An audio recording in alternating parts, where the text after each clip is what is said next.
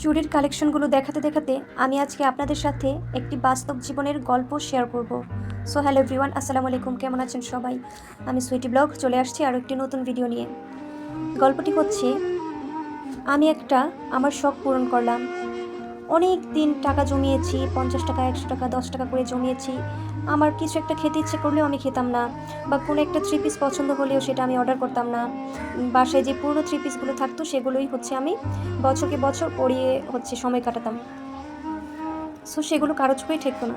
So টাকা জমানোর পরে আমি একটি গোল্ডের জিনিস বানিয়েছি, ধরেন একটা কানের দুল।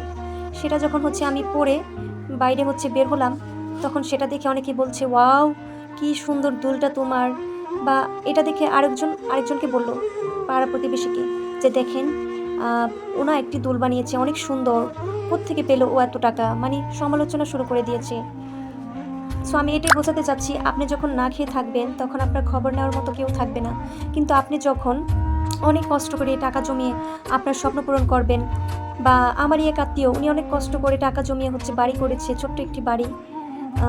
উনি যখন বাড়ি করলো, ওনার মানে শত্রুর অভাব নাই।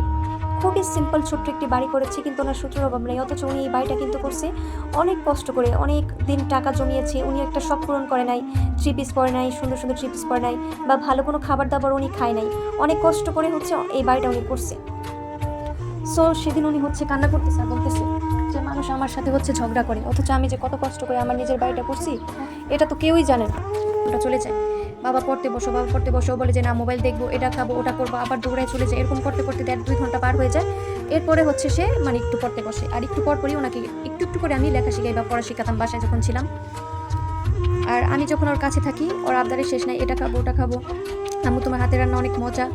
আবার ওর যখন জিদ উঠে, মানে ওর রাগ কন্ট্রোল করতে পারি না আমরা কেউই, মহান আল্লাহ তালাই ওর রাগ কন্ট্রোল করে। প্রায় 1.5-2 ঘন্টা পর ও নিজেই স্বাভাবিক হয়ে যায়, মানে প্রচণ্ড পরিমাণে রাগ ওর।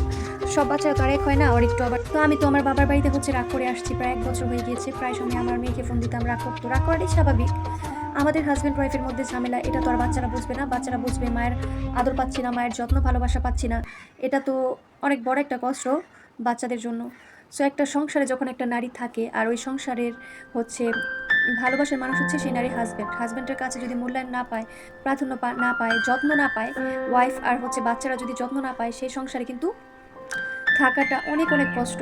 অনেকে কিন্তু সুইসাইডও করে ফেলে এই যন্ত্রণা সহ্য করতে না পেরে। তো আলহামদুলিল্লাহ, আল্লাহ যা করে ভালোর জন্যই করে, আমি বলবো সব কিছুর জন্য আলহামদুলিল্লাহ। আল্লাহ আমাকে বাঁচায় রাখছে, আমার সন্তান দুইটাকে বাঁচায় রাখছে।